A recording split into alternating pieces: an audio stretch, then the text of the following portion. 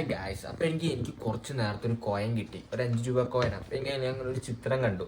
അപ്പം എനിക്ക് അതെന്താണെന്ന് അറിയാനുള്ള ക്യൂരിയോസിറ്റിക്ക് ഞാൻ നേരെ ജമീൻ ചേച്ചിക്ക് ഇട്ട് കൊടുത്തു. പുള്ളിക്കാരി കുറേ കാര്യങ്ങൾ പറഞ്ഞു. അതിന് ഭയങ്കര പൈസ കിട്ടും, അത് സൈറ്റിൽ വിൽക്കാൻ പറ്റും, അത് എന്തോ സ്പെഷ്യൽ കോയിനുകളാണ്, അങ്ങനത്തെ കോയിൻ എങ്ങനത്തെ കോയിനാന്നൊക്കെ.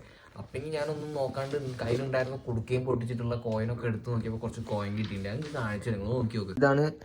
ഇത് ഇത് ഇത് എന്തോ സാൻ തുക്കാറാം എന്ന് പറഞ്ഞ ഒരാൾ, ഇയാളൊരു പാട്ടുകാരനാണ്. ഇയാളുടെ 400ാമത്തെ ചരമദിനത്തോടനുബന്ധിച്ച് ഇറക്കിയൊരു കോയിനാണ്. പിന്നെങ്കിൽ ഇത് കണ്ടോ, അമൃതാനന്ദമ്മയുടെ കോയിനാണ് ഇത്. പുള്ളീൻ്റെ 50ാമത്തെ മറ്റേ ബർത്ത്ഡേക്ക് ഇറക്കിയ കോയിനാണ്. പിന്നെങ്കിൽ ഇത് കണ്ടു, ഇതെന്തോ 160ാമത്തെ എന്തോ മിൻറ്റ് എന്തോ പൈസ ഉണ്ടാക്കുന്നതിൻ്റെ എന്തോ ആനിവേഴ്സറിക്ക് എന്തോ ഇറക്കിയൊരു 5 രൂപേൻ്റെ കോയിനാണെന്നാണ് ജെമിനി പറഞ്ഞത്.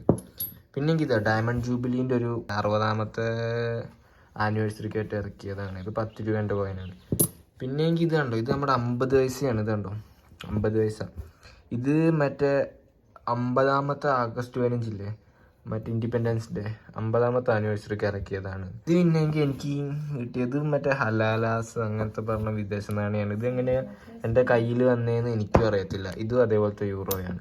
വിദേശ കോയിൻ എങ്ങനെയാണ് എൻ്റെ കയ്യിൽ വന്നതെന്ന് എനിക്കും അറിയത്തില്ല. അറിയാണ്ട് കൈ കയറി വന്ന സാധനങ്ങളാണ്. എങ്കിൽ നമ്മൾ ഈ പറഞ്ഞ ഇത്രയും കോയിനൊക്കെ നല്ല മൂല്യം ഉണ്ട് എന്നാണ് ജെമിനി പറഞ്ഞേക്കുന്നത്. ആ കോയിൻ ഷെയറിന് ആൾക്കാർക്ക് കൊടുത്താൽ ഏതൊക്കെയോ സൈറ്റ് കൊടുക്കാൻ പറ്റുമെന്നാണ് പറഞ്ഞത്. അത് കേട്ടിട്ടാണ് ഞാൻ ഈ കുടുക്കയൊക്കെ പൊട്ടിച്ചിപ്പോൾ ഇതൊക്കെ പുറത്തെടുത്തേക്കുന്നത്.